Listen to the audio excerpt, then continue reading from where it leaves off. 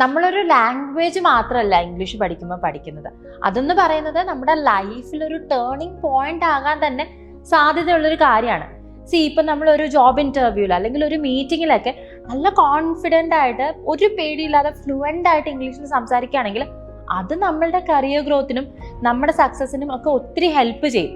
ഇപ്പോൾ സക്സസ്ഫുൾ ആവാൻ വേണ്ടിയിട്ട് സത്യം പറയുകയാണെങ്കിൽ ആരും ആ ഒരു ഹാർഡ് വർക്ക് ഒന്നും ചെയ്യുന്നില്ല. എല്ലാവർക്കും ഒരു മൈൻഡ് സെറ്റ് ഉണ്ട്. ആ മൈൻഡ് സെറ്റിൽ തന്നെ അവരിയ്ക്കുകയാണ്. എന്നെ കൊണ്ട് ഇംഗ്ലീഷ് സംസാരിക്കാൻ പറ്റില്ല, എന്നെ കൊണ്ട് ഇംഗ്ലീഷ് പഠിച്ചെടുക്കാനൊന്നും കഴിയില്ല. ആ ഒരു മൈൻഡ് സെറ്റിൽ തന്നെ ഇരുന്നാൽ അവർക്കൊരിക്കലും ഇംഗ്ലീഷ് പഠിക്കാനോ ഇമ്പ്രൂവ്മെൻ്റ് ഉണ്ടാവാനോ സാധ്യതയില്ല. ആ മൈൻഡ് സെറ്റ് ബ്രേക്ക് ചെയ്ത് നമ്മൾ പോകണം. സക്സസ്ഫുൾ ആകാനായിട്ടുള്ള ആളുകൾ അവർ ആ മൈൻഡ് സെറ്റ് ബ്രേക്ക് ചെയ്ത് സമയം കണ്ടെത്തി പഠിച്ച് മുന്നോട്ട് പോകും.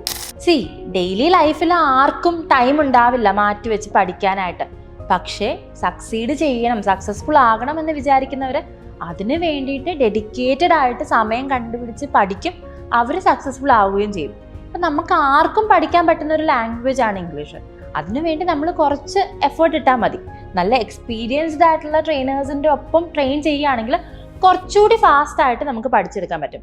ഓണസ്റ്റ്ലി സ്പീക്കിംഗ്, ഒരു 9 to 5 ജോബ് ചെയ്യുന്ന ഒരാൾക്ക് നല്ലപോലെ ഇംഗ്ലീഷ് സംസാരിക്കാൻ കോൺഫിഡൻസ് ആയിട്ട് അറിയുമെങ്കിൽ അവർക്ക് കരിയർ ഗ്രോത്തും സക്സസും നല്ല രീതിയിൽ തന്നെ ഉണ്ടാവും.